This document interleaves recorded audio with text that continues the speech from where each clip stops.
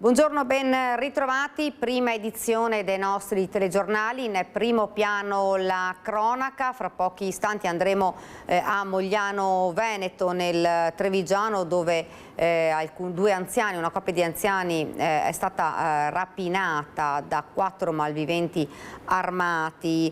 Poi continueremo con collegamenti con le nostre redazioni, con i nostri colleghi. Andremo a vedere la tappa del Giro d'Italia nel Trevigiano e nel Vicentino, ma subito, perché la vedo già pronta nello schermo, la nostra Lina Paronetto insieme a Nicola Marcato per la parte tecnica.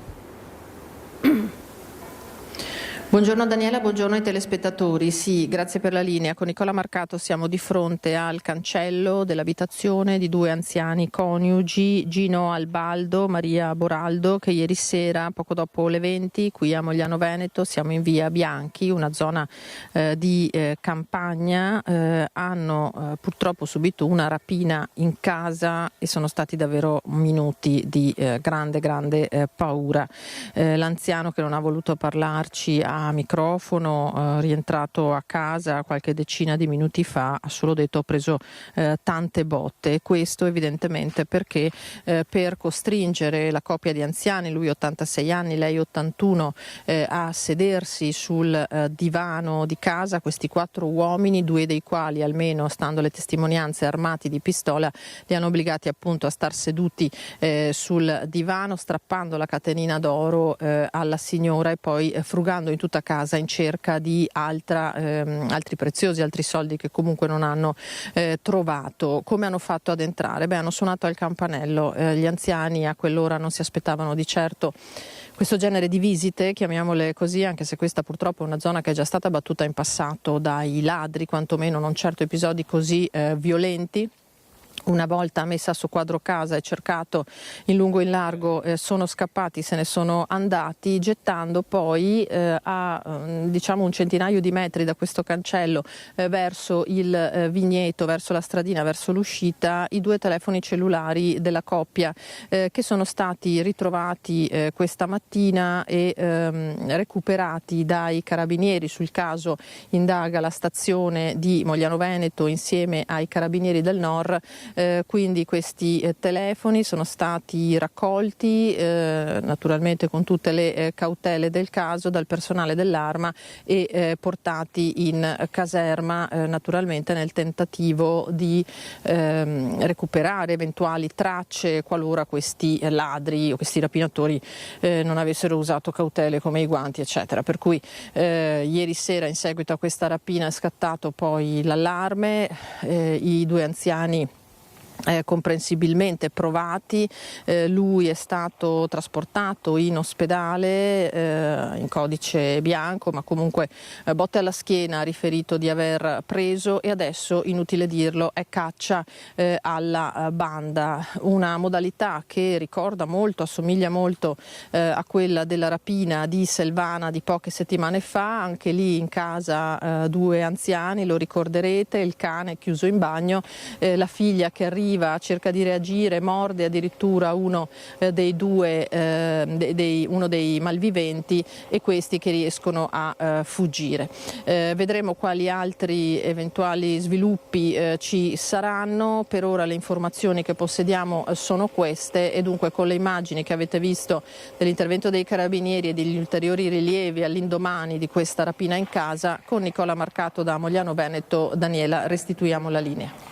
Grazie davvero a Lina Paronetto, grazie anche a Nicola Marcato, e noi continuiamo con la cronaca dal Trevigiano. Fermato dai carabinieri a bordo di un'auto sospetta utilizzata, sembra da persone dedite a furti in abitazione, tenta la fuga facendo scendere il complice, cercando di investire i militari con una manovra in retromarcia. È quanto accaduto nella tarda serata di ieri a Villorba, sempre nel Trevigiano, dove i carabinieri della stazione cittadina, arrestato un 48enne di origini albanesi senza fissa dimora, già noto alle forze dell'ordine e con l'accusa di resistenza a pubblico ufficiale. L'intervento era scattato intorno alle 23 quando i militari hanno intercettato questa Toyota segnalata come veicolo in uso a persone sospettate di compiere furti. Alla vista della pattuglia il conducente prima si è fermato all'alt dei militari dell'Arma e poi ha fatto scendere, come vi dicevo prima, il passeggero e poi con una manovra repentina ha fatto retromarcia rischiando di investire i carabinieri ed è poi fuggito, inseguito ovviamente dai carabinieri che lo hanno fermato ed arrestato. Ed ora ci spostiamo invece sempre nel trevigiano ma a Roncade, perché è stata ascoltata dai carabinieri anche l'ex moglie di Paolo Gorghetto, l'unico indagato per la morte di Sandra Casagrande, uccisa nel 1991. Si continua ad indagare, a scavare nella vita di Paolo Gorghetto, il 57enne di Cendon di Silea, accusato di omicidio volontario, iscritto dopo 35 anni dal delitto nel registro degli indagati. I carabinieri hanno ascoltato nei giorni scorsi anche l'ex moglie dell'uomo e le persone vicine al presunto killer arrestato nel 2016 per resistenza a pubblico ufficiale, occasione in cui gli è stato prelevato il DNA inserito dopo anni in banca dati. Grazie a questo i carabinieri hanno potuto identificare l'uomo. Una traccia del suo sangue è presente nel luogo della mattanza, una macchia nella tenda all'interno della pasticceria che incastrerebbe il 57enne. L'uomo tra l'altro era stato segnalato anche per il codice rosso proprio dall'ex moglie. Intanto venerdì inizieranno gli accertamenti del RIS di Parma su reperti consegnati dai carabinieri di Treviso alla presenza di legali e periti dell'indagato, delle parti civili e della procura. Si tratta di macchie presenti nella tenda, nel maglione indossato dalla donna, di un coltello usato per il delitto ed altri oggetti. Ci vorranno una ventina di giorni per avere la conferma del DNA. Se il risultato dovesse confermare che si tratta del sangue dell'aiuto cuoco, l'uomo potrebbe essere nuovamente interrogato dai magistrati. Già ascoltato una prima volta dal pubblico ministero, si era avvalso della facoltà di non rispondere. Sandra Casagrande fu uccisa il 29 gennaio 91 con 22 coltellate. Lei avrebbe aperto la porta della pasticceria al suo assassino. Dopo 35 anni la verità su un giallo che sconvolse la Marca trevigiana. Ed ora ci spostiamo a Padova, scoperto dalla Guardia di Finanza di Padova e dalla Procura di Rovigo un sistema di frode nel settore del commercio di GPL sfuso. I dettagli di questa operazione ce li può dare la nostra Valentina Visentini insieme a Federico Cibotto per la parte tecnica. Valentina, buongiorno.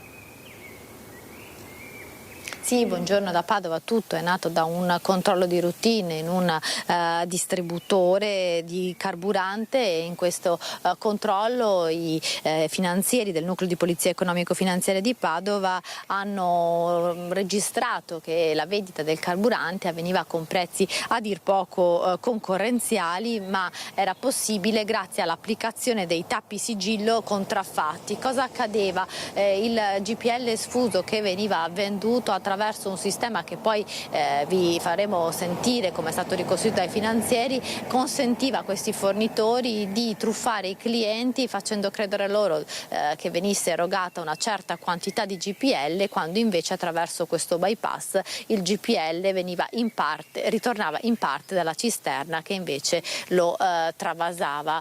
Un sistema complesso che però è emerso in questa indagine portata avanti appunto dalla Guardia di Finanza di Padova e dalla Procura di Rovigo che insomma ha permesso di smantellare questo sistema di frode che aveva truffato ignari clienti, per lo più famiglie e aziende agricole, che appunto andavano a rifornirsi dei loro serbatoi e non si potevano accorgere nulla perché questo bypass veniva azionato mediante una leva nascosta. Ma sentiamo come avveniva la truffa nell'intervista al comandante del nucleo finanziario della Guardia di Finanza di Padova, realizzata pochi minuti fa dal collega Francesco Ratai. Comandante, insomma, siete partiti da un controllo di routine su un distributore dove avete trovato delle bombole di gas che non hanno convinto gli operatori. Sì, erano delle bombole di gas non certificate, ovvero sia il tappo sigillo non riportava la garanzia del produttore e quindi ci ha fatto capire che evidentemente provenivano, diciamo, da un mercato parallelo. Quindi siamo risaliti nella filiera ovviamente dell'acquisto, ci siamo imbattuti in un'azienda autorizzata sì al trasporto e al conferimento del GPL, ma non a quello ovviamente dell'imbottigliamento nelle bombole del prodotto, insomma.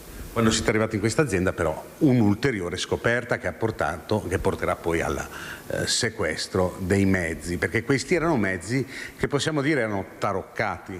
Sì, erano sostanzialmente 5 autobotti che avevano un meccanismo nella parte finale di distribuzione e di conferimento del prodotto che era un po' alterato, nel senso che vi era una leva, quindi un bypass, che evidentemente poteva essere azionata all'occorrenza da chi poi conferiva il prodotto, che faceva di fatto ritornare una parte di questo prodotto nella cisterna e quindi creava un danno nei confronti del cliente, che ovviamente non si poteva accorgere perché il misuratore comunque gli dava il quantitativo apparentemente corretto, e quindi, ma in realtà ne acquistava di meno, e una parte, diciamo, ritornava per poter essere poi venduto, diciamo, su mercati paralleli.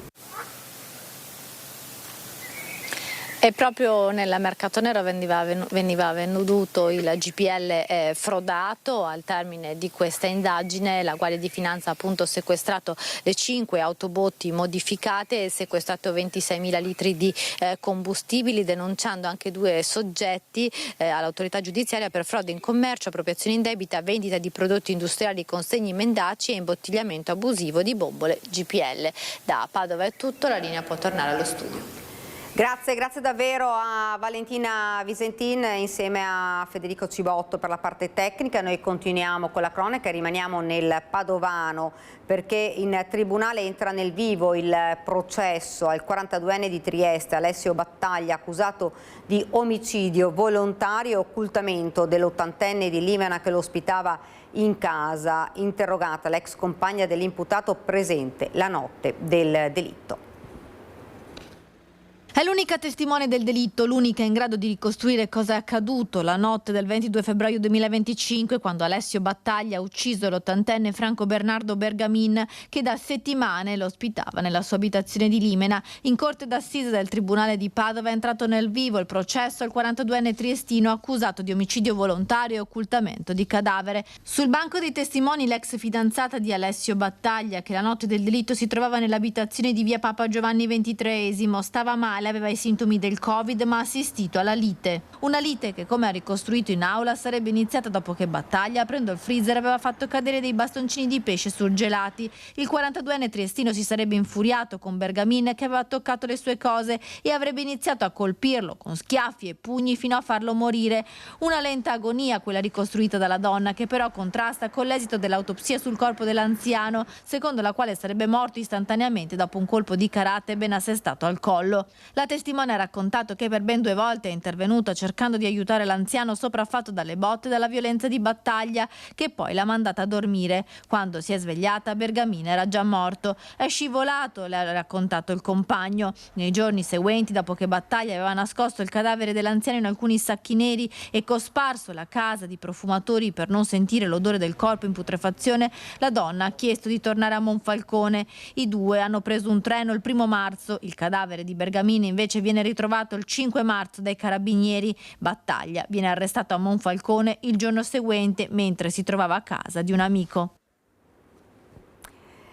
E continuiamo con la cronaca giudiziaria. Clamorosa svolta nell'inchiesta Calearo-Antenne. Il Tribunale del riesame di Vicenza ha annullato il sequestro preventivo disposto dal GIP nei confronti di Massimo Calearo-Ciman, Carlo Alberto Calearo-Ciman, Eugenio Calearo-Ciman e Luca Corazza. Restituiti i beni sequestrati ai 3 ex componenti del Consiglio di amministrazione della società di Isola Vicentina. La decisione porta la firma del collegio presieduto da Filippo Lagrasta.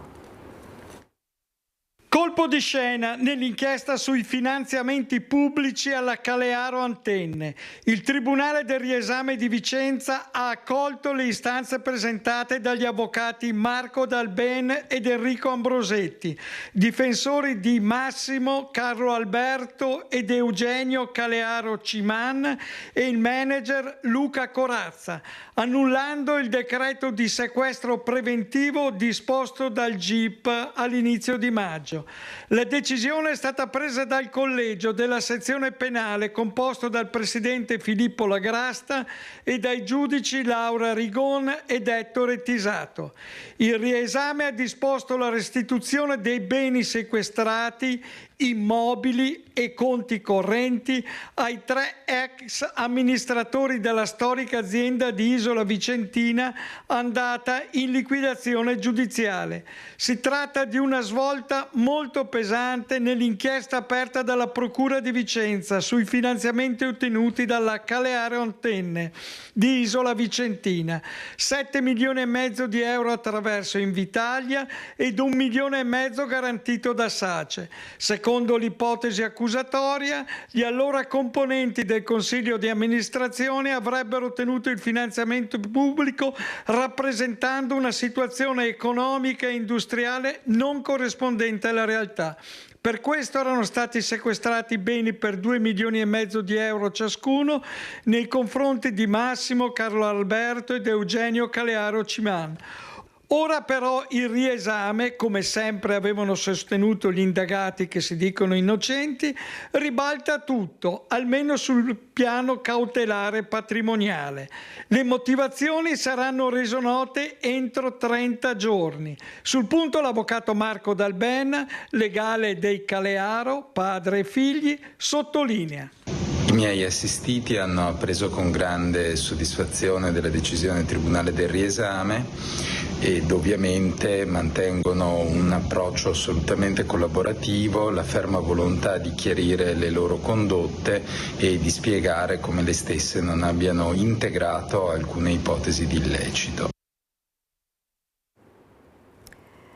La Corte d'Appello ribalta la sentenza di primo grado e assolve padre Ioan Cocis. Siamo in provincia di Udine dall'accusa di omicidio colposo per la morte di Penelope Cossaro travolta da un'acquasantiera durante l'ora di religione nella chiesa di Santa Chiara, confermata l'assoluzione per la dirigente Anna Maria Zilli.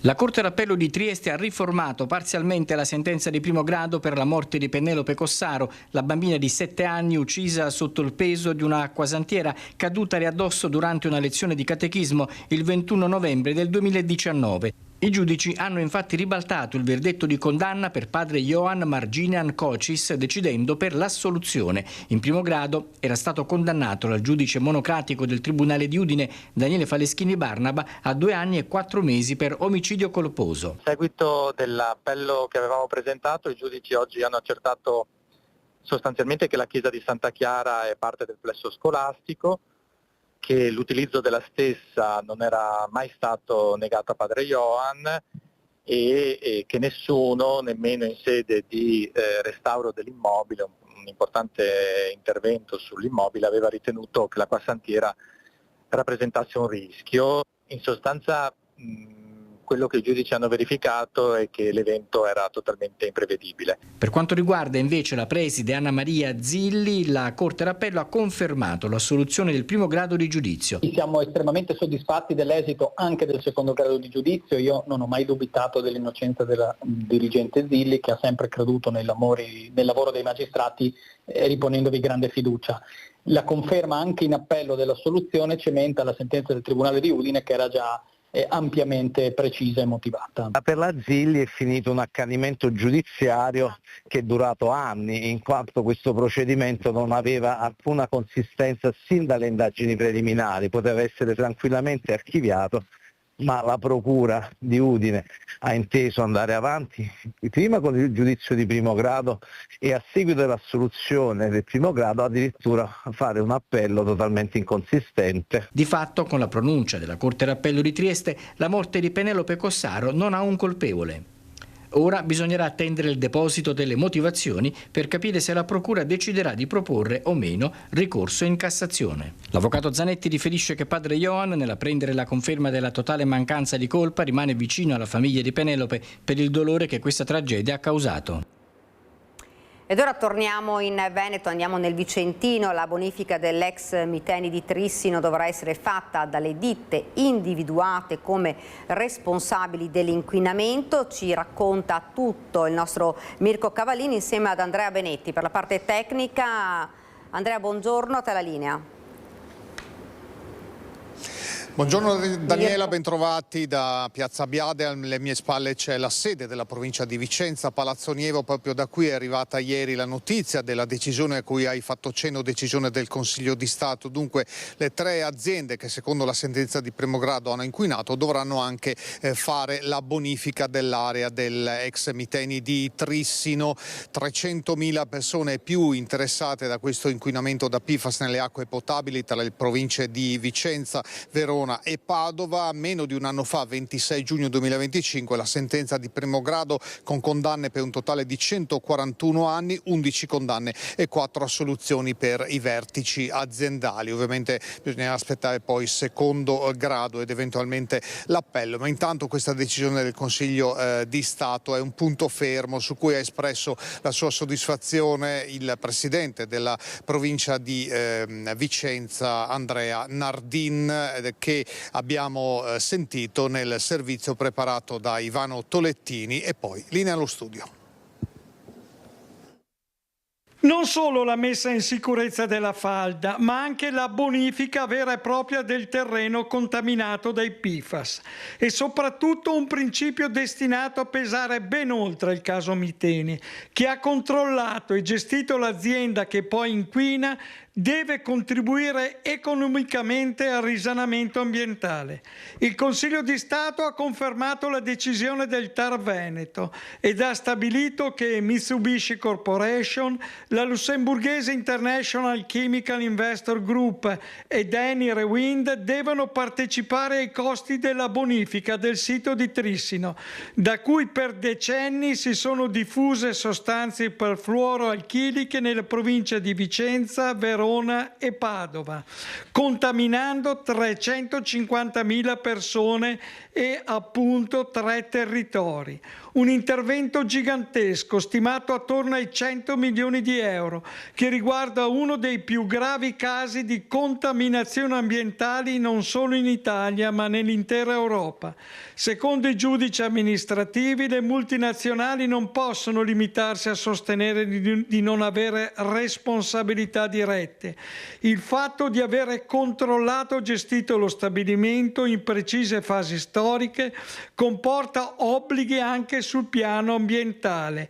Chi inquina deve bonificare. Nelle motivazioni il Consiglio di Stato richiama il principio europeo, rafforzando l'obbligo di intervenire non solo sulle opere immediate di contenimento, ma anche sulla bonifica integrale dell'area industriale. Sì, perché chi inquina paga. L'area ex Miteni è considerata l'origine della contaminazione che ha interessato centinaia di migliaia di persone. Per anni le sostanze chimiche prodotte nello stabilimento sono finite nelle falde acquifere e nella rete idrica, con conseguenze ancora oggetto di studi scientifici e monitoraggi sanitari. La decisione amministrativa si affianca al procedimento penale concluso nel 2025 con condanne pesanti per disastro ambientale e avvelenamento delle acque. Sul punto il presidente della provincia di Vicenza, Andrea Nardin, spiega. Viene confermata la sentenza di primo grado e quindi l'individuazione dei responsabili dell'inquinamento per quanto riguarda la Miteni. Ora si tratta di definire con loro, che sono appunto stati definiti come i responsabili di questo percorso di inquinamento, quelli che saranno le pratiche di bonifica attraverso i maggiori esperti del settore e attraverso quelli che sono anche gli studi e le professionalità presenti in Regione Veneto, in ARPAV, in provincia di Vicenza, partenza e all'esterno si cercherà il percorso di bonifica, quello che è il progetto di bonifica migliore per l'area, e ci auguriamo quanto prima di poterlo presentare e di poterlo condividere con l'opinione pubblica. Ed ora ci spostiamo nel Trevigiano, tragedia della strada Nervesa della Battaglia. Le indagini per identificare la vittima portano a Pietro Nocera, 31enne del Modenese, la cui famiglia aveva denunciato la scomparsa. Uno schianto terribile lungo la Pontebana contro un ponticello in cemento. L'auto ha preso fuoco intrappolando senza scampo il passeggero. Dopo 3 giorni è stato identificato il corpo della vittima. Si tratterebbe di Pietro Nocera, 31 anni, originario di Modena. L'uomo si era trasferito nel Trevigiano nel 2024 per motivi di lavoro. Aveva trovato impiego come libero professionista nei call center che propongono contratti energetici. La famiglia ne aveva denunciato la scomparsa. Per l'ufficialità resta però la prova del DNA che sarà effettuata in queste ore. Non si esclude che possa essere svolto anche un esame autoptico nell'ambito del fascicolo per omicidio stradale che è stato aperto dalla Procura di Treviso a carico del guidatore 30enne di Tavagnacco. L'identificazione si è rivelata particolarmente complessa perché il rogo ha distrutto completamente i documenti presenti nel veicolo. La famiglia di Pietro Nocera è arrivata in queste ore nella Marca ed ha raggiunto il luogo dell'incidente. Rimane in gravi condizioni invece ricoverato in prognosi riservata il conducente della vettura, 30enne della provincia di Udine. Secondo le prime ricostruzioni effettuate dai carabinieri, il gravissimo incidente è avvenuto dopo una serata tra amici. I 2 uomini si sarebbero conosciuti in un locale il giorno della tragedia. Poi sono saliti in auto a Nervesa della Battaglia, il drammatico incidente. L'auto, dopo una manovra di sorpasso, è uscita di strada finendo contro il ponticello. Le fiamme hanno avvolto immediatamente l'abitacolo.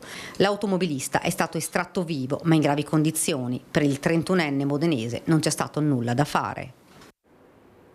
Ed ancora incidenti, ma in provincia di Pordenone è ancora ricoverato in gravi condizioni il 44enne che ieri ha dato vita alla fuga tra Maniago e Spilimbergo dopo essere stato fermato ad un posto di blocco predisposto volutamente dalle forze dell'ordine. È ancora ricoverato in gravi condizioni il 44enne originario di Napoli, protagonista della fuga avvenuta martedì tra Maniago e Spilimbergo. Tutto iniziato proprio nella città dei Coltelli, dove i carabinieri avevano predisposto un posto di blocco. Un controllo che non è stato casuale, che si inserisce in un più ampio contesto investigativo. In zona, infatti, sono stati segnalati diversi presidi delle forze dell'ordine, come se l'intervento fosse stato mirato all'intercettazione del veicolo. Da lì poi è scattata la fuga.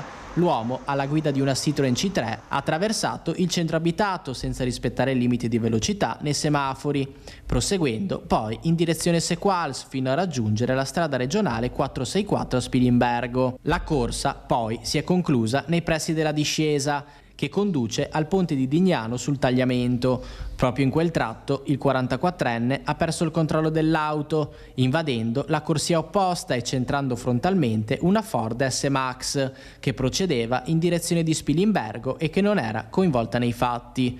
L'impatto è stato violentissimo, come si vede dalle immagini realizzate dalla nostra troupe. Ad avere la peggio è stato il fuggitivo e lì trasportato all'ospedale di Udine con trauma cranico, trauma toracico e diverse lesioni agli arti superiori e inferiori. Il conducente dell'altro veicolo, invece, un 41enne di Cividale del Friuli, è stato trasferito all'ospedale di Pordenone. Le sue condizioni sono serie, ma non sarebbe in pericolo di vita. Secondo quanto trapela inoltre da fonti investigative, il posto di blocco sarebbe legato a un'attività di indagine portata avanti da mesi dai carabinieri di Maniago, sulla quale al momento resta il massimo riserbo. Ed ora invece andiamo a Padova, dove un giovane ha seminato il panico davanti ad una discoteca. Ha seminato il panico davanti a una discoteca di Padova, arrivando ad aggredire con lo spray urticante un automobilista. Daspo e foglio di via di 4 anni per un 19enne disposti dal questore di Padova, Marco Dorisio. Secondo la ricostruzione della polizia, domenica scorsa alle 4 di notte, il 19enne italiano aveva prima colpito con una bottiglia di vetro il lunotto posteriore di un'auto su cui si trovavano 2 ragazze, poi aveva spruzzato il gas urticante in faccia al conducente, un 26enne, che aveva perso il controllo del mezzo andando a sbattere contro una vettura in sosta. Il 26enne è stato trasportato al pronto soccorso e dimesso con una prognosi di 5 giorni. L'aggressione sarebbe stata scatenata dalla gelosia nei confronti di una delle ragazze a bordo dell'auto. Le volanti della questura, intervenute dopo diverse segnalazioni al 113, hanno trovato il 19enne trattenuto da un addetto alla sicurezza della discoteca. Identificato e accompagnato in questura, è risultato gravato da numerosi precedenti per minaccia, rapina, furto, lesioni, danneggiamento e percosse. È stato denunciato per lesioni personali aggravate e danneggiamento. Ed è durato poche ore il giallo della pistola ritrovata in una valigetta in una chiesa di Padova. Il proprietario l'aveva dimenticata, rintracciato dai carabinieri, è stato denunciato. Parrocchia dei Santi Angeli Custodi, quartiere della Guizza a Padova. C'è una fermata del tram proprio a ridosso del Sagrato e all'interno della chiesa che ieri intorno alle 17 il parroco ha trovato una valigetta lasciata tra i banchi. Alla ricerca di capire chi fosse il proprietario e perché fosse lì, la valigetta è stata aperta. Da qui un misto di sorpresa e paura perché all'interno c'era una pistola. Contattate le forze dell'ordine nella chiesa dei Santi Angeli Custodi, sono intervenuti i carabinieri del Norm, sezione radiomobile della Compagnia di Padova. Diverse le ipotesi sul tavolo, dall'abbandono alla dimenticanza a un atto intimidatorio. È bastato poco per capire quale pista seguire perché nella parrocchia è tornato il proprietario, un uomo che vive nell'Alta Padovana, pronto a reclamare la valigetta e il suo contenuto. In possesso di regolare porto d'armi, per l'uomo è scattata la denuncia per la leggerezza della condotta. Dovrà rispondere di omessa custodia di armi, ritirata sia la pistola che la licenza. Una comunità unita, quella dei Santi Angeli Custodi, amata da tutto il quartiere. Così Anna, una volontaria. Noi abbiamo dei sacerdoti davvero meravigliosi che aiutano, cercano di aiutare appunto anche nei bisogni così quotidiani, per cui no, io non mi sento, certo che se succede a me è logico che mi prende la paura, però non è mai successo in 40 passa anni che sono qui ormai e anzi è un bel vivere. Un riferimento per giovani e anziani. Alla chiesa io mi sono fatto la comunione qua, nel senso comunque è un ambiente molto familiare, molto insomma le persone ci tengono, ecco, al quartiere. Qui sono trascorsi gli anni infantili del mio bambino. Qui ho conosciuto i sacerdoti che l'hanno fondata e quindi la ritengo, in quanto chiesa parrocchiale, un punto di riferimento importante per tutti i cittadini. Indagini serratissime per ricostruire il pomeriggio di follia vissuto a San Vendemiano in provincia di Treviso alla base del regolamento di conti con tanto di spranghe. Ci sarebbe una violenza sessuale su una ragazza. Non risultano denunce formali, si procede nella massima cautela. Resta lo shock tra i residenti che si sono mobilitati per riportare la calma.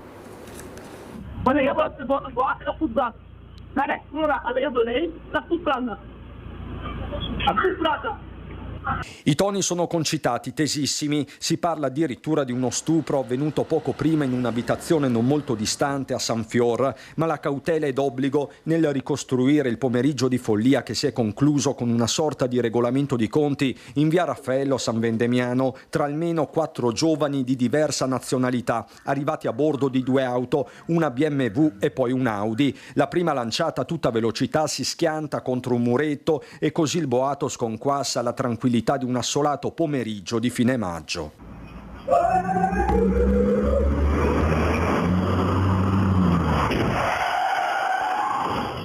Abbiamo sentito un forte botto e siamo subito corsi fuori perché abbiamo capito che c'era un incidente anche abbastanza pesante dal botto. E quello che abbiamo visto era abbastanza sconvolgente perché c'era un'auto di traverso della strada.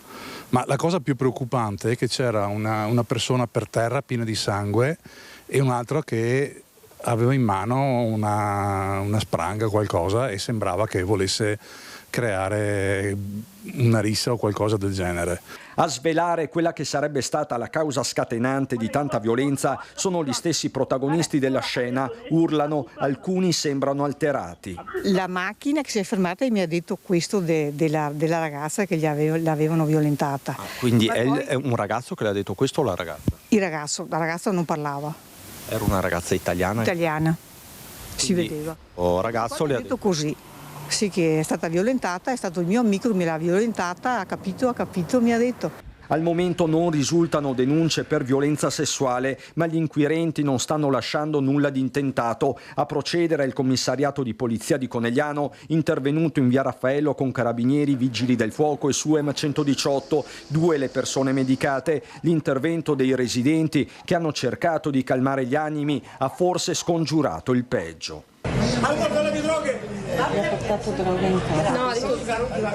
C'erano 2 spranghe là via, una era sporca da sangue.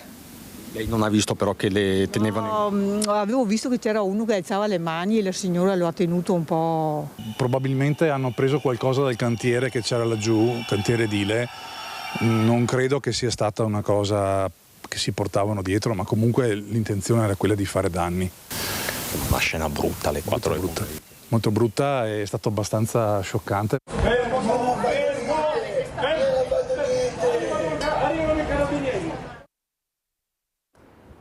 Ed ora ci fermiamo per qualche istante di pubblicità.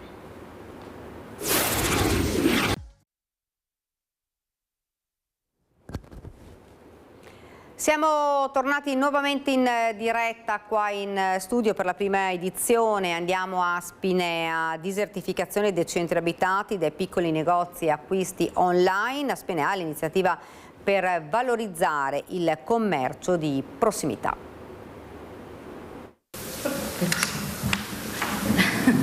Il protocollo è un protocollo di collaborazione per lanciare un progetto che è Compra Spinea, che vi faccio vedere anche ai spettatori, che per valorizzare i negozi, le attività commerciali che ci sono qui. Poter dare lo spunto anche a cittadini che non sono qua di Spinea di venire a vedere in questa nostra città, poter acquistare, poter fermarsi negli esercizi anche nei bar, nei piccoli ristoranti che ci sono e poter quindi rilanciare quella che è la vita di una città. Noi crediamo molto nel negozio di vicinato, nella qualità che porta, nella possibilità che dà alla città di essere viva e quindi è stato importante per noi investire in questo progetto per dare un'opportunità in più per i nostri commercianti. È un negozio vicinato, la presenza di tanti negozi è la vita, la linfa che fa vivere la città. Una novità che potrebbe veramente dare un po' di aria ai nostri negozi, una modalità che non avevamo mai avuto modo di sperimentare, per cui penso che essendo partecipi a questa attività potremo avere solamente qualcosa di positivo. In questo momento appunto difficile, quali sono le difficoltà che state affrontando maggiormente? Il commercio online è il nostro più alto concorrente e quindi dobbiamo riprenderci quella fiducia che soprattutto nei paesi, non siamo una grossa città, può essere riconquistata. Abbiamo messo insieme le forze in virtù dei tanti negozi e delle tante attività che Spinea detiene, un tesoro che non poteva assolutamente andare perso e al via Compra Spinea, progetto innovativo, noi ci crediamo. Ed ora andiamo in Val Brenta per il Giro d'Italia. Sale la febbre del Giro d'Italia, ma sarà una giornata di passione anche per gli automobilisti. Ci racconta tutto Monica Smiderle. Monica, buongiorno. Buongiorno a te, buongiorno a tutti i nostri telespettatori. Ci troviamo al traguardo del Gran Premio della Montagna, all'arrivo dalla salita delle scale di Primolano. C'è grande attesa qui in Val Brenta e non solo per il passaggio del Giro d'Italia. Con noi c'è il sindaco di Val Brenta, Luca Ferrazzoli. Sindaco, allora cresce la febbre, oggi è davvero anche caldissimo, quindi non solo la febbre sportiva direi, ma sale veramente la temperatura in attesa dell'arrivo dei ciclisti, che è prevista per che ora? È prevista per le 15:30 circa e quindi mancano 3 ore, ma come diceva giustamente lei l'atmosfera si sta riscaldando, abbiamo percorso le scale di Primolano che si stanno popolando di tifosi di ogni parte del mondo, direi, dalle bandiere che abbiamo visto. Qui siamo appunto vicino al Gran Premio della Montagna e confidiamo insomma che l'assegnazione di punti scateni un po' di sfida all'interno di questa salita. 18ª tappa del Giro d'Italia da Fai della Paganella, con arrivo a Pieve di Soligo, 171 chilometri in attesa del grande tappone dolomitico di domani. Insomma, forse è l'ultima tappa tranquilla, se vogliamo, di questo Giro d'Italia, con partenza, l'abbiamo detto, da Fai della Paganella e poi il passaggio qui con questo traguardo intermedio sopra le scale di Primolano. Sì, appunto una tappa intermedia, ma spesso in tappe così può nascere qualcosa di interessante, anche perché insomma la classifica sembra abbastanza segnata, ma noi coltiviamo tante speranze, anche poi come italiani insomma.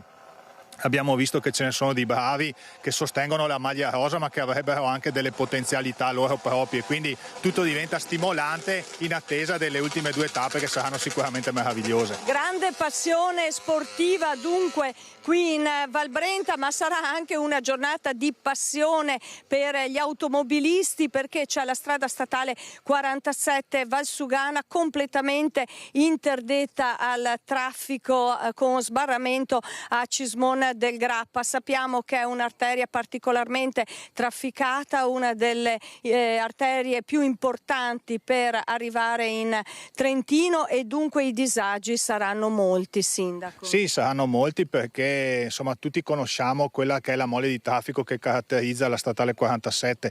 Negli ultimi anni in particolare il traffico pesante, perché è evidente che l'apertura della pedemontana ha offerto degli spostamenti più rapidi verso est, e quindi diciamo anche questa volta in occasioni come queste, che sono occasioni gioiose rispetto ad altre tipo la caduta Massi, però ci fanno capire insomma l'importanza di questa arteria, che necessita di un'attenzione maggiore da parte di chi dovere per trovare delle soluzioni che siano definitive. Sindaco, diamo qualche informazione di servizio. La strada statale rimarrà chiusa più o meno fino a che ora, e c'è uno sbarramento a Cismon, come vi dicevo, e poi un filtro a Romano Dezzelino. La direzione interessata in questo caso è verso nord, ma dalla parte del Trentino lo sbarramento è in direzione sud, chiaramente. Sì, esatto, quindi ipotizzando un passaggio verso le 15:30 e poi il deflusso del traffico accumulato, io credo che ci vorrà almeno le 16, le 16:30 per tornare alla normalità.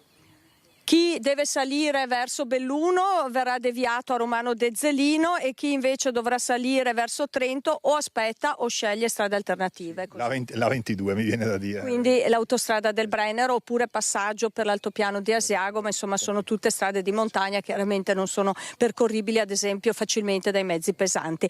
Insomma, noi rimaniamo in attesa del passaggio del Giro d'Italia. Grazie al Sindaco. Se ancora un attimo magari sentiamo qualche tifoso, ci avviciniamo. Giro d'Italia sempre accompagnato. Da dove viene lei? Sono ungherese, from Hungary. Tifoso del Giro d'Italia? Anche il cane? Giro d'Italia. Tifoso del Giro d'Italia? Si tifa il Giro d'Italia? Sì, Giro d'Italia, Filippo Ganna, Ciccone. Grazie. Ecco. Insomma, c'è voglia di Giro d'Italia. Se non ci sono domande restituisco la linea allo studio. Ringrazio il collega Renzo Rigone per il supporto tecnico. Grazie davvero a Monica Smiderle. Noi continuiamo, andiamo nel Trevigiano a San Pietro di Feletto, l'Electrolux, con il presidio degli operai proprio al Giro d'Italia. Ce ne parla la nostra Elena Dalforno insieme a Simone Merlo per la parte tecnica. Elena, a te la linea. Sì, Daniela, buongiorno a te, buongiorno a tutti i telespettatori e le telespettatrici di Antenna 3. Siamo proprio qui sulla rotonda di San Pietro di Feletto alla base di Cadelpoggio. Vedete dalle immagini di Simone Merlo la manifestazione dei lavoratori e delle lavoratrici della Electrolux. Adesso andremo a sentire proprio Giovanna Cirillo, che è la rappresentante della FIOM Electrolux. Io mi avvicino e chiediamo proprio alla signora Giovanna per quale ragione oggi avete deciso di venire qui al Giro a manifestare. Noi siamo qua a manifestare perché l'Electrolux ha comunicato 1719 esuberi. Noi chiediamo che il piano venga respinto perché dietro quel numero ci sono delle famiglie, c'è un territorio e c'è tutto l'indotto che lavora per noi. Quindi noi chiediamo che ci sia una presa di posizione, cosa che c'è già stata da parte delle regioni, del governo, però chiediamo fermamente che il piano venga rigettato perché non si può fare sviluppo industriale così e poi abbandonare il territorio e i lavoratori. Oggi tra l'altro, signora Cirillo, ci sono anche dei suoi colleghi che sono a Roma. Che cosa stanno facendo lì? Stanno andando giù proprio in queste ore? Sì, ci sarà il coordinamento di gruppo FIOM per quanto riguarda la nostra organizzazione sindacale per decidere le iniziative da fare da qua al 15, che è la data in cui ci sarà il nuovo incontro al Ministero dello Sviluppo per capire come procedere e come far capire all'Electrolux che deve tornare indietro e rivedere il suo piano industriale. Ecco, ricordiamo, Daniela, che questa crisi, tra virgolette, dell'Electrolux non è una crisi solo di Susegana o del territorio, diciamo, friulano, dello stabilimento di Porcia, ma è una crisi nazionale perché sta per chiudere anche lo stabilimento nelle Marche. Quindi questa, diciamo, manifestazione è una presa di posizione per farsi vedere da tutta Italia. Ci deve essere una solidarietà nazionale, ecco, questo chiedono i lavoratori, mi pare di intendere. Questo chiediamo perché non solo vengono ridotti gli stabilimenti nostri e quelli qua vicino di Pordenone, ma con gli esuberi è previsto proprio la chiusura di questo stabilimento, cosa che per noi è inaccettabile. Non si possono chiudere stabilimenti e tenendo conto che questo sarà l'inizio perché gli stabilimenti, così come poi loro hanno previsto di organizzarli, non potranno neanche reggere perché porteranno via volumi su tutti e 4 gli stabilimenti e quindi è proprio un chiaro segnale che l'Electrolux ha intenzione di abbandonare il paese. Ricordo anche che hanno avuto dei soldi da noi cittadini perché i soldi sono soldi pubblici che loro hanno adoperato per le loro imprese e adesso loro decidono di andare via. Questo non è possibile e noi non glielo permetteremo. C'è qualche margine? L'assessore Bitonci quando è venuto a trovarvi l'altro giorno ha detto che c'è uno spiraglio, insomma, per trattare. Voi non siete così ottimisti? Ma finché non c'è il ritiro del piano noi non siamo ottimisti. Abbiamo avuto altre crisi e quindi siamo abituati anche, tra virgolette, a capire che c'è sempre qualcosa indietro, quindi possono andare a toccare le nostre condizioni di lavoro, le nostre pause e quant'altro. Quindi noi finché non c'è un passo indietro da parte dell'Electrolux nel ritiro del piano noi non possiamo stare tranquilli e continueremo a manifestare con tutte le nostre forze. Benissimo, noi ringraziamo e siamo ovviamente solidali con i lavoratori e le lavoratrici dell'Electrolux. Ricordiamo appunto che oggi pomeriggio c'è un incontro FIOM a Roma e che la data, diciamo, limite che ha stabilito il ministro Urso per il ritiro del piano all'Electrolux è il 15 giugno. Ti restituisco la linea a Daniela e ci sentiamo magari più tardi per qualche nota di colore invece dal Giro d'Italia. Grazie davvero a Elena Dal Forno, ovviamente aspettiamo il suo collegamento per seguire anche noi il Giro d'Italia del Trevigiano ed ora però ci spostiamo a Belluno dove si è da poco concluso il Consiglio provinciale che ha convalidato i nuovi consiglieri eletti, apparentemente salva la maggioranza, ma ci racconta tutto la nostra Tiziana Bolognani. Convergenza e condivisione sono queste le parole attorno a cui è ruotato questa mattina il Consiglio provinciale convocato per la convalida degli eletti. Il Presidente della provincia Marco Staunovo Polacco di fatto da oggi entra a pieno titolo nella gestione di questo mandato pur eletto un paio di mesi fa. Presidente, l'ultima volta che ci siamo visti c'era stato da parte sua, diciamo così, una sorta di out-out. Sembra invece che di fatto una maggioranza flebile lei l'abbia trovato in questi giorni di colloqui e di incontri? Ma allora c'è sicuramente una disponibilità da parte della lista Obiettivo Provincia a ragionare sul programma e a costruire quindi un percorso di 2 anni insieme, e quindi sarà il lavoro che dovremo fare nelle prossime settimane prima dell'approvazione ovviamente del programma, che è poi quello che darà effettivamente il via alla legislatura, insomma, ecco, perché ovviamente ci sono i 90 giorni dalla proclamazione del Presidente per presentare il programma al Consiglio, e quindi quello sarà il momento in cui effettivamente verranno votate le linee, non le linee programmatiche ma il programma vero e proprio, e quindi aspettiamo insomma quel momento per definire maggioranze, minoranze eventuali o dichiarate, poi magari da confermare poi appunto nel prossimo Consiglio provinciale.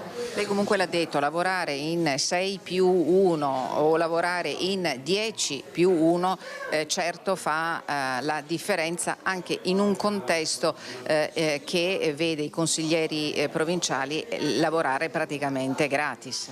Sì, assolutamente, insomma, questo l'ho detto sia durante le consultazioni dei giorni scorsi, sia oggi ovviamente, ma mi sembra che sia una cosa scontata il fatto che se si lavora in 6 si lavora per 6, se si lavora in 10 si lavora per 10, al netto che il lavoro dell'opposizione comunque è un lavoro, ma è un lavoro ovviamente soprattutto di controllo e di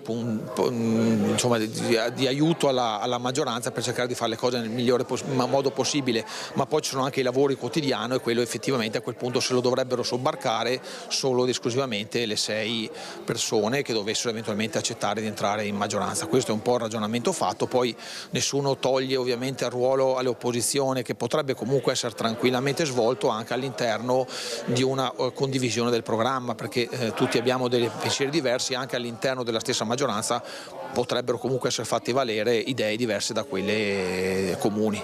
Tanto che le linee programmatiche, lei lo ha detto, possono essere anche convergenti, perché tutto ruota attorno al lavoro che deve essere fatto, trasporto pubblico, idro e la partita dell'idroelettrico, ma anche la questione della specificità che invece parte da lontano, dalla legge regionale 24, e quindi su questo anche bisogna fare in modo che si trovi una quadra. Sì, ma certamente gli argomenti sono importanti, ma sono poi comuni ai vari gruppi, insomma alle varie liste. È chiaro che il lavoro da fare adesso per la costruzione del programma è un lavoro di sintesi tra quello che è stato presentato dal Presidente in occasione della sua elezione, quello che è stato presentato dalle 2 liste, la civica, chiamiamo comunque Obiettivo Provincia, e Futura, e quindi bisognerà trovare poi una quadratura per costruire un programma che sia ovviamente il più comune possibile, perché le sfide ovviamente sono importanti, bisogna partire con il piede giusto, cercando di avere un programma ovviamente più condiviso possibile. Scongiurata l'ipotesi che lei aveva fatto qualche tempo fa di dimissioni del Consiglio provinciale e anche del Presidente? No, ma del Consiglio provinciale, quello è un problema dei consiglieri, non è un problema mio, nel senso che comunque se la maggioranza non ci dovesse essere, le dimissioni sono quelle del Presidente, non certo quelle del Consiglio, che ha le sue ovviamente modalità di esprimere le proprie decisioni. Insomma, ecco, io ragionavo sul fatto che se non ci fosse una maggioranza all'interno del Consiglio sarebbe difficilissimo per un Presidente poter continuare in un percorso che di fatto sarebbe a ostacoli, insomma, ecco. Quindi siccome il mandato è limitato in termini di anni, non credo sarebbe una cosa saggia, insomma, procedere con un'eventuale assenza di maggioranza all'interno del Consiglio. E noi continuiamo, andiamo nel veneziano. Il taglio del nastro al Salone Nautico è stato il passaggio di consegne tra il neo sindaco Venturini e alla sua prima uscita ufficiale il sindaco uscente Brugnaro. Ho imparato da te a fare politica, ha detto, ora torno alla mia vita. Per questo passaggio di consegne che è avvenuto proprio qui al Salone, questo passaggio La 7ª edizione del Salone Nautico all'Arsenale, impreziosita dal coro della Fenice, sarà ricordata anche per il passaggio simbolico di testimone tra il sindaco uscente Luigi Brugnaro e il neosindaco Simone Venturini alla sua prima uscita ufficiale, davanti al presidente del Senato La Russa e il governatore Stefani. Un primo passaggio di consegna informale con l'impegno di portare avanti questa straordinaria manifestazione, non come Venezia soli, ma insieme anche alla Regione del Veneto, tutti gli amici, la Marina Militare, il Governo Nazionale, gli sponsor, Confindustria, la Camera di Commercio. È davvero una festa della città e della regione.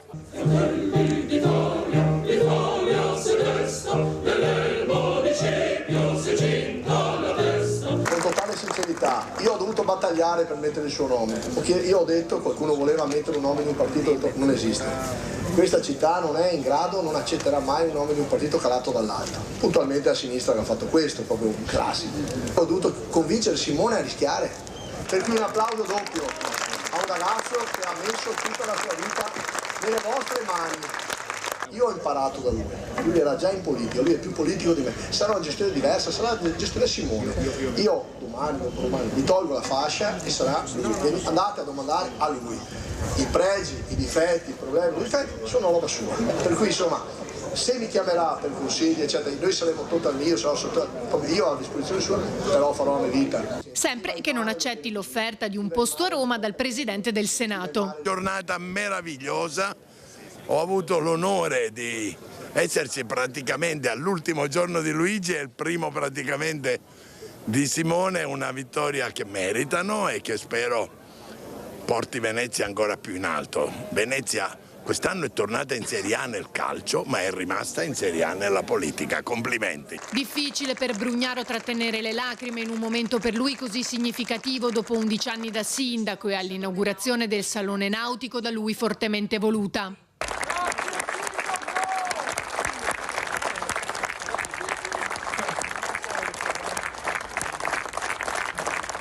Luigi ha fatto tanto per questo salone, tanto per questa città e ovviamente sarà una risorsa in termini di idee e di consigli. Io davvero voglio essere un sindaco che ascolta molto anche chi ha fatto esperienza prima di me e anche altri sindaci che in precedenza hanno ricoperto questo ruolo saranno da me interpellati davvero su tanti fronti. L'idea è sempre di più ascoltare quante più idee possibili e, come diceva San Paolo, proviamo tutto e teniamo ciò che è buono. I giovani oggi possono dare una marcia in più se hanno anche la capacità di ascoltare chi ha fatto esperienza prima di loro. Siamo un paese che invecchia e su questo però ecco, il tema dell'invecchiamento anagrafico deve a questo tema deve corrispondere anche un grande impegno per le nuove generazioni, che io ho trasformato anche in una lista civica dei partiti della coalizione con tanti giovani candidati che hanno avuto anche un grande successo, quindi c'è voglia di partecipazione. Nel mio successo elettorale c'è anche una importante componente di voto giovanile come in quello del successo elettorale di Alberto Stefani, quindi i giovani vogliono essere protagonisti ma vogliono essere ascoltati. E tra Stefani e Venturini ci sarà la massima collaborazione. Noi la prossima settimana ci vedremo non più da amici ma da presidente di regione e da sindaco di Venezia per scrivere insieme il futuro di questa straordinaria città. Nuovi spazi e investimenti a Castelbrando nel Trevigiano, diventato ormai un simbolo per l'intero territorio. Innoviamo nonostante la burocrazia, dice Massimo Colomban, tra gli imprenditori più noti a nord-est. All'indomani dell'assemblea di Confindustria nel mirino c'è anche l'Europa. Sburocratizzare, potremmo dare l'esempio come Italia.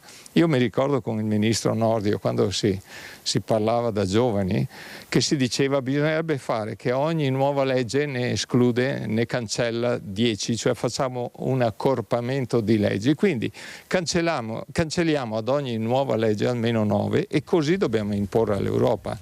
Inutile che normiamo, siamo il continente della normativa. Un'ipertrofia legislativa che strozza le imprese, questo resta il nemico per chi vuole continuare a investire in Italia e in Europa. Massimo Colomban, imprenditore tra i più visionari innovativi a nord-est, lo sa bene. Io con Permastilisa mi ricordo che ho rinunciato a chiedere finanziamenti e spendavamo 20 milioni l'anno solo di innovazione e ricerca. Quindi dobbiamo, come Veneti, come nord-est Italia, guardare un po' oltre. E sicuramente Colomban continua a guardare oltre e lo fa investendo ulteriormente nella sua creatura forse più iconica, quel Castelbrando diventato ambasciatore silenzioso dei Colli UNESCO e più in generale del Made in Italy. Da qui il nuovo teatro tenda, 1000 metri quadrati e nuove tecnologie, scenografia ideale per grandi eventi aziendali. Spero che i miei colleghi imprenditori capiscano sempre di più che non servono solo le fiere, noi lo chiamiamo oltre le fiere, magari fanno una fiera un anno e poi fanno un Pro Expo l'anno successivo, alternano le fiere a una fidelizzazione molto più centrata sui loro clienti, sui loro venditori, paga molto di più. Io ho puntato nel turismo business, leisure come viene chiamato, internazionale, il 50% dei nostri clienti sono internazionali. Turisti che da oggi potranno ammirare anche le opere di artisti del territorio, dallo scultore Pietro Colmellere con la sua rivisitazione del San Martino nella chiesa del castello, ai lavori del fabbro artistico Loris Barro, un'immersione nella storia per guardare al futuro. Sabato 30 la serata inaugurale del nuovo corso con il Brando Music Fest, lo stesso Colomban non resterà mani in mano. Mama, take some for me. I can't use it anymore. Ed ora ci fermiamo, c'è la pubblicità.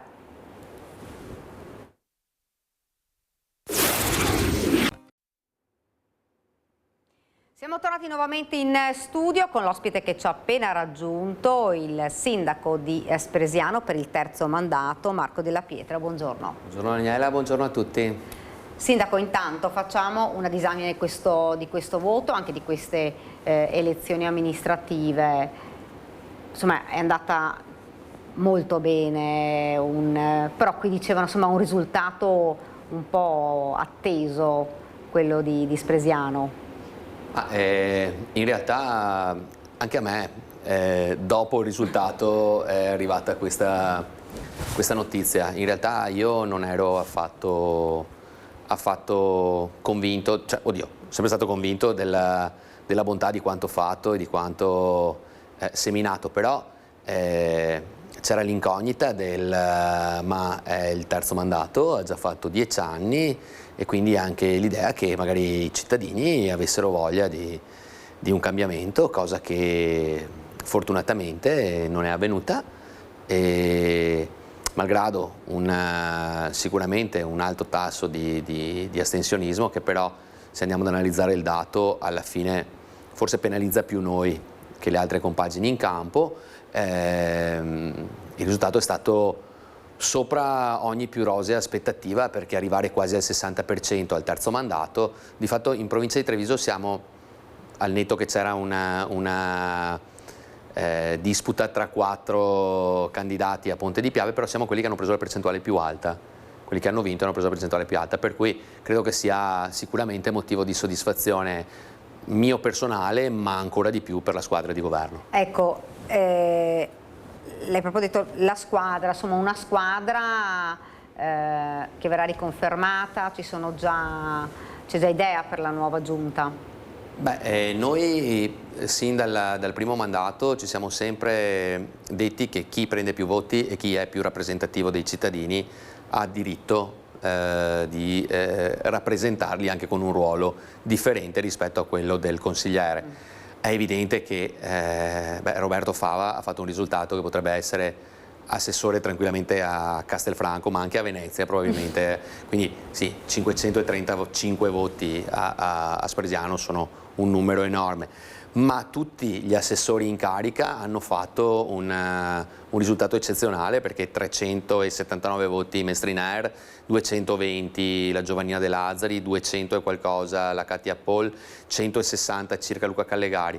Però il risultato straordinario l'hanno fatto tutti, anche chi non sarà assessore, e chi è entrato in consiglio e chi non è entrato in consiglio, perché mettersi a disposizione e soprattutto avere a che fare con delle teste di serie del genere, perché ragazzi prendere tanti voti con chi ne prende magari 3, 4, 500 non è semplice, pur essendo nella stessa squadra. Di certo questa volta, ancora più delle altre volte, anche chi non è entrato collaborerà con noi, e quindi ci sarà sicuramente un bel lavoro di squadra e anche di squadra allargato. Quando è che ci sarà la presentazione ufficiale della Giunta? Ma la Giunta verrà presentata ufficialmente il giorno del Consiglio di insediamento, che sarà il 10 di giugno, e quindi a breve. Però sì, la potete di fatto già leggere, a meno che non... I nomi che lei ha appena... A meno che non accada... No, ma credo che sia corretto nei confronti dei cittadini, non è tanto. Noi purtroppo abbiamo delle leggi elettorali che non sempre premiano la rappresentanza e la rappresentatività. E non è un... no, adesso ci scherzo sopra, però è oggettivo. Io credo che se tu sei stato votato da 10 persone, è evidente che hai più rappresentatività rispetto a uno che è stato votato da una, ma questo non perché quello che è stato votato da una sia meno bravo. E quindi, cioè, se si vuole rispettare il volere del popolo, è giusto che stavolta addirittura il volere del popolo coincide con quella che è già la Giunta in essere, per cui sicuramente per qualche periodo, per un certo periodo rimarrà così. Poi questa volta ci saranno anche degli inserimenti in corso, perché qualcuno ha già detto che avrebbe piacere di accompagnare qualche new entry in modo tale da segnare il passo. Sindaco, parliamo invece terzo mandato, nel segno proprio della continuità, perché insomma dopo 10 anni si torna a Spresiano, si torna anzi si continua con i progetti, con tutte le opere che erano state messe in cantiere.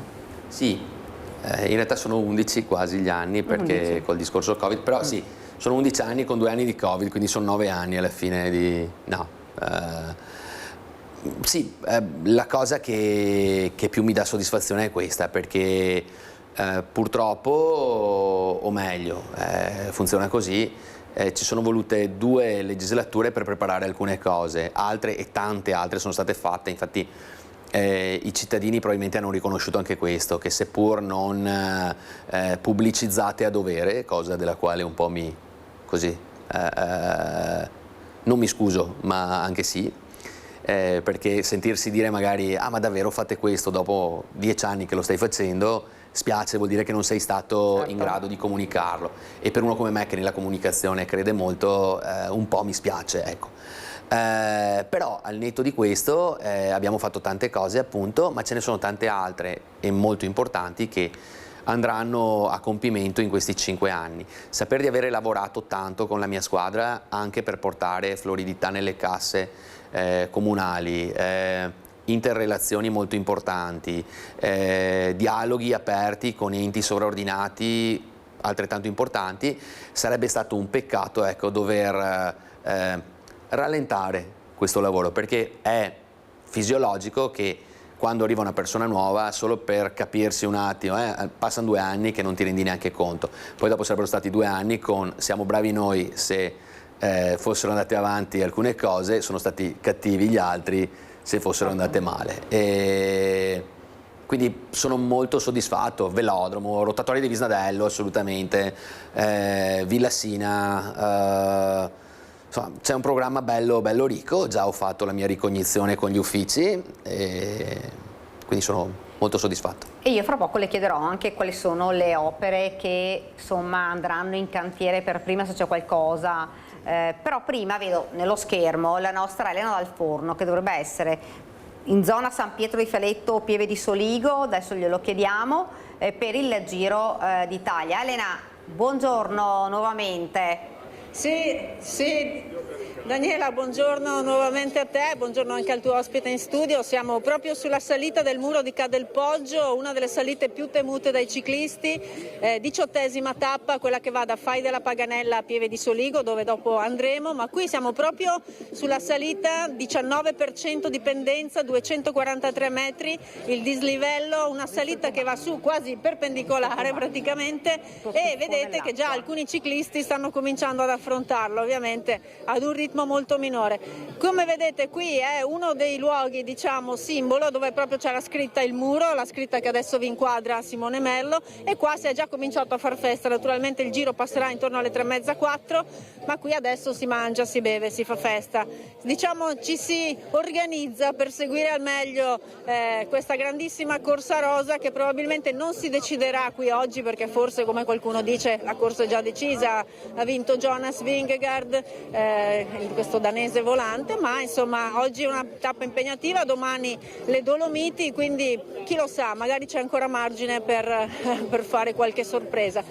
Se magari Simone mi segue, andiamo qui con il presidente, uno degli stand del Muro di Ca del Poggio. Allora, come sta andando? Come vi state preparando? Bene, bene, molto bene. Siamo qua sotto il Muro del Ca del Poggio con le associazioni del comune di San Pietro di Feletto e diamo il nostro meglio per supportare la manifestazione e anche per dare conforto, visto che oggi è una giornata caldissima, ma molto partecipata. Ecco, questo è un appuntamento che voi aspettate per un anno. Certo, questo è un appuntamento fisso da diversi anni ormai, quindi l'organizzazione, come vedete, è già rodata e quindi sarà un successo. Bene Daniela, io con queste parole ti saluto, restituisco la linea a te e al tuo ospite, e naturalmente nei telegiornali di questa sera daremo conto sia della tappa sia un po' del colore. Abbiamo già visto delle persone che vogliono uccidere, tra virgolette, il corridore danese per far vincere il loro, quello austriaco Felix Gall. Vedremo come va questa sera. Grazie davvero a Elena Dal Forno e Simone Merlo per la parte tecnica. Noi invece continuiamo a parlare, insomma, di questa vittoria, di questo terzo mandato del sindaco di Spresiano. Parlavamo di opere. Qual era quella a cui più teneva sindaco, che magari non avrebbe potuto realizzare se non ci fosse stato questo terzo mandato?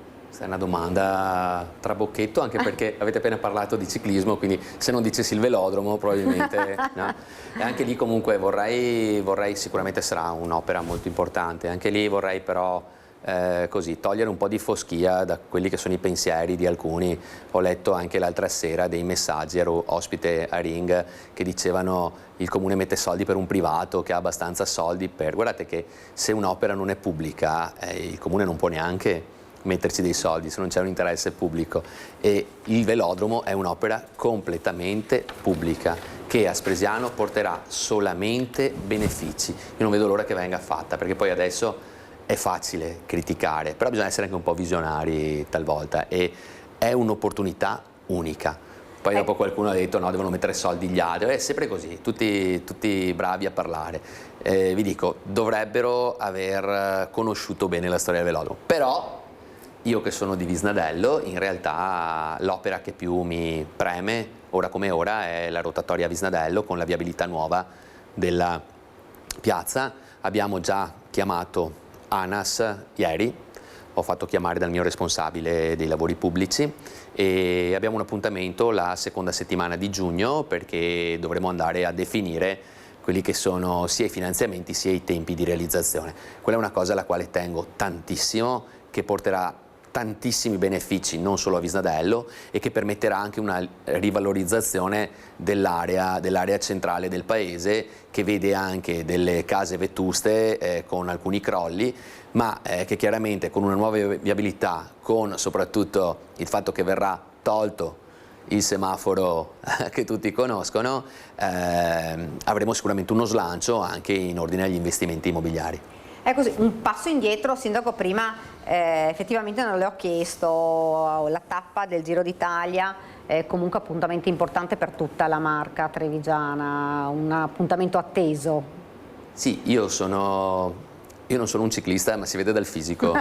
Io, come dice il mio amico Marco Varisco, ho il fisico da poeta e quindi non sono un praticante, però devo dire che il ciclismo è uno sport che accoglie migliaia e migliaia di tifosi, specie in Italia, specie nella provincia di Treviso, per cui vedete anche il fatto che la tappa oggi e domani, no? Le tappe di oggi e domani siano così sentite, dimostra quanta affezione c'è nei confronti di questo sport, e sicuramente, ve lo dico non perché abbia poteri divinatori, ma sicuramente oggi durante la tappa qualcuno parlerà di velodromo, per cui ecco, è evidente che non c'è posto migliore dove costruire un'opera del genere, e vedrete che ci sarà un volano incredibile. Ecco, io volevo proprio arrivare a questo, perché forse magari chi non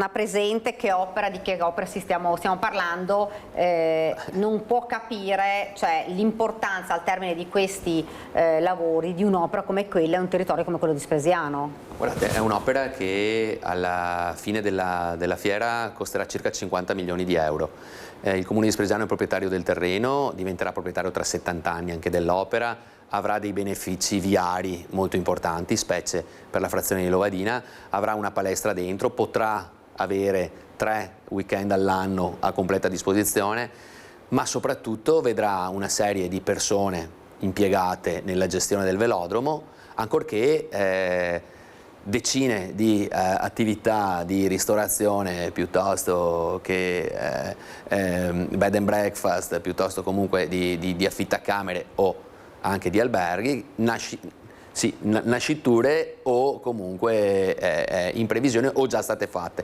Per cui ecco, e non solo chiaramente nel territorio di Spresiano. Poi tenete conto che la cultura della mobilità lenta, sì, noi ce l'abbiamo, ma siamo ancora distanti magari da quella propria dei Paesi Bassi, piuttosto che di altri paesi in cui il ciclismo è sport nazionale, e che al solo sapere per un appassionato che Spresiano e il velodromo di Spresiano sarà a 50 km da Venezia, dice caspita, vado e faccio l'allenamento e vado a Venezia. Quindi abbiamo un aeroporto vicino, anche proprio strategicamente è un luogo perfetto. Tenete conto che poi noi abbiamo già, anzi il Trentino ha già avuto assegnati i mondiali, i super mondiali di ciclismo, perché ci saranno tutte le specialità, quindi sarà la prima volta che ci saranno tutte le specialità, e la parte su pista la faranno a Spresiano, per cui entro il 2031, tranquillizzo tutti, dovrà esserci il velodromo di Spresiano. Insomma, penso che questo sarà un'opera fondamentale davvero, non solo per Spresiano ma per tutta la Marca Trevigiana e per tutto il Veneto. Abbiamo parlato di opere che insomma saranno fatte, realizzate, e si parlava anche di opere insomma terminate, importanti. Qual è quella più importante e quella a cui tiene maggiormente?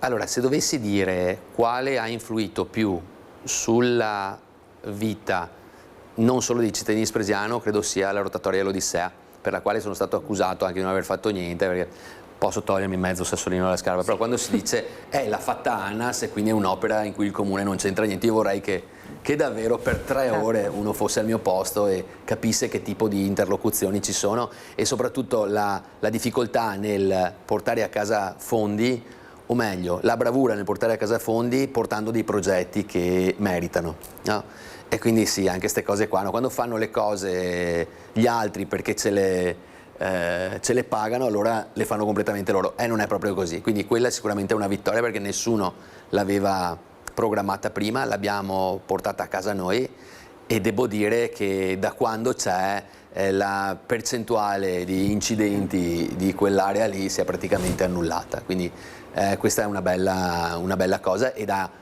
rivoluzionato quella che è la viabilità non solo di Spresiano.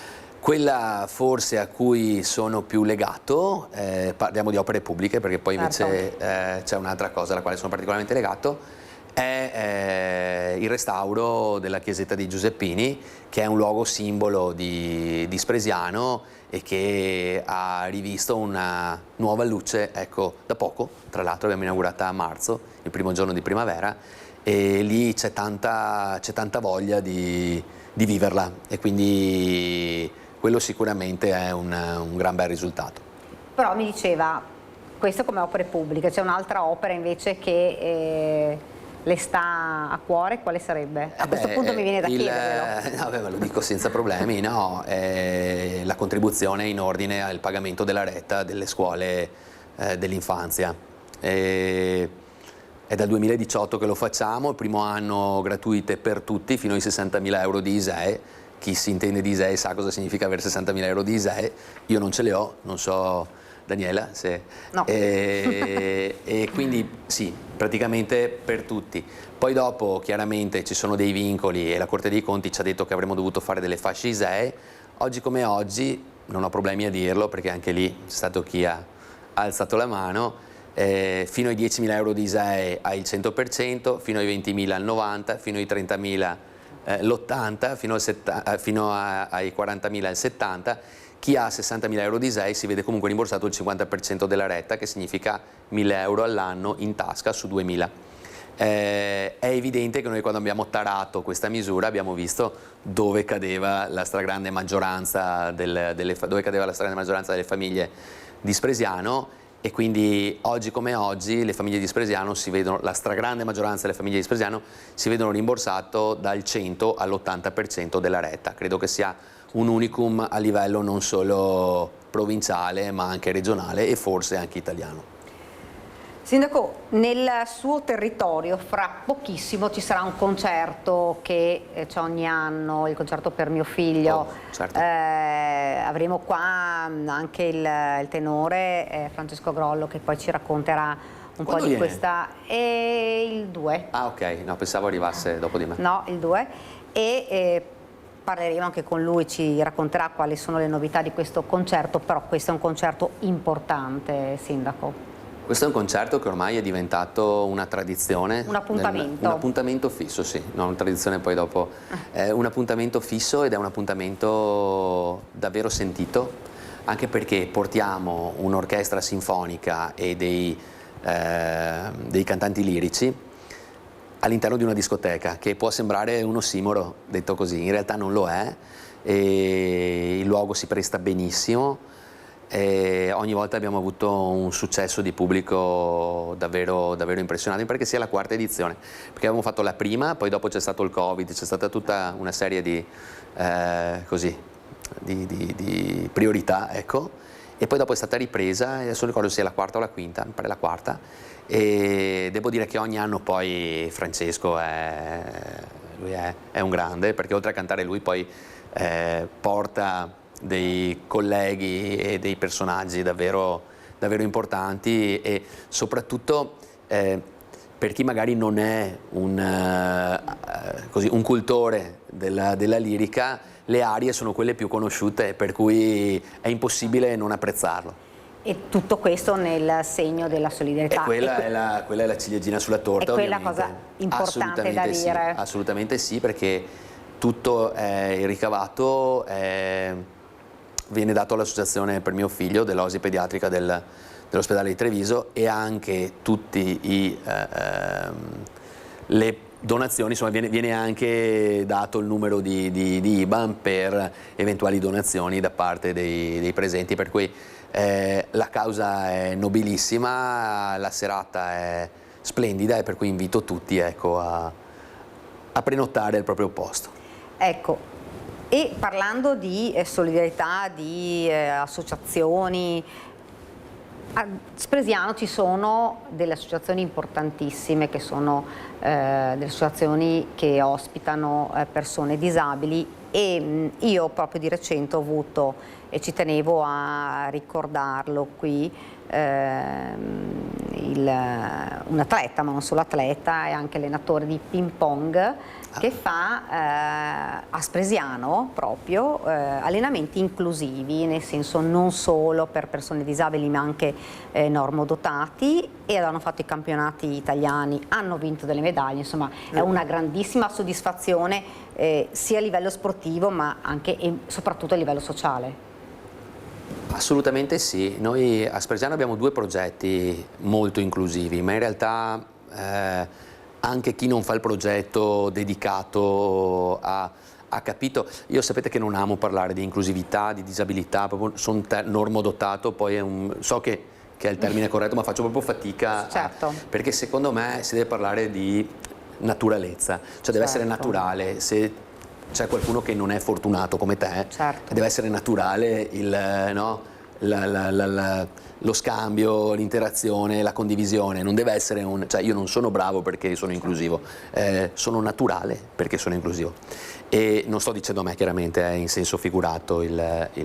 Quindi faccio fatica, no, a parlare in maniera distaccata di queste cose, però questo del ping pong è stato meraviglioso. Francesco Gallo l'ha presa proprio di petto, e dovete vedere gli allenamenti il sabato mattina con i ragazzi, appunto, che ospiti delle nostre comunità. Voi dovete vedere la gioia, dovreste vederli per capire, e questa è una cosa che si ripete, no, ogni settimana, per cui anche il fatto di dire avere un progetto anche a breve termine è un qualcosa di enorme. Ma abbiamo anche il Baskin col basket spresiano, quindi anche lì c'è un progetto nato l'anno scorso, e anche lì abbiamo avuto un successo enorme e sta procedendo la squadra. Non è facile perché le regole cambiano un po', però stanno facendo un lavoro enorme. Abbiamo fatto la giornata con le Lancia Delta, in cui gli ospiti salivano in auto e facevano dei giri particolari con dei piloti, e anche lì dovevate vedere davvero la gioia e così la felicità proprio, no? Negli occhi, ma non solo dei ragazzi, anche di chi guidava. È stato un momento molto, molto, molto bello. Adesso, tra l'altro, a luglio, mi pare, avremo la classica, anche qui appuntamento, non tradizione, la classica cena che facciamo noi con queste associazioni, noi come amministrazione, in cui serviamo noi in tavola, no? E poi facciamo il karaoke. E anche questo è un momento che tutti aspettano, perché poi la cosa, appunto, che ti fa capire che stai facendo, che stai andando nella giusta direzione, la strada giusta, mi ricorda uno slogan di qualcuno, no, è quello che appena finisce già si comincia a parlare, no, dell'edizione successiva, o di incontri intermedi, e sta cosa qua è sicuramente edificante, inorgoglisce, ma soprattutto diventa naturale, ecco, fa diventare tutto naturale, come dicevo prima. Noi siamo arrivati al termine di questa prima parte, perché poi avremo un approfondimento con un neuropsicologo, psicoterapeuta, Michele Canil. Io ringrazio però il sindaco di Spresiano, poi lo riavremo qua ancora per parlarci di Spresiano e non solo. Lo ringraziamo davvero, gli auguriamo buon lavoro. Grazie, io sono proprio contento perché si vede? Sì. Si intuisce? No, io poi avevo visto anche un tuffo in acqua che non possiamo proporvi, no, ma... il tuffo in acqua lasciamolo stare, che dopo poi la vittoria. Sì, no, avanti, c'è da lavorare, ma sono venuto senza maniche, non c'è neanche bisogno che me le tiri su, quindi grazie davvero, grazie a sindaco. tutti. Ci fermiamo, la pubblicità subito dopo, l'appuntamento con il dottor Michele Canil. Vi ricordo il meteo, e poi questo pomeriggio alle 15:45 il film 2 ore per l'amore. Pubblicità e poi torniamo in studio.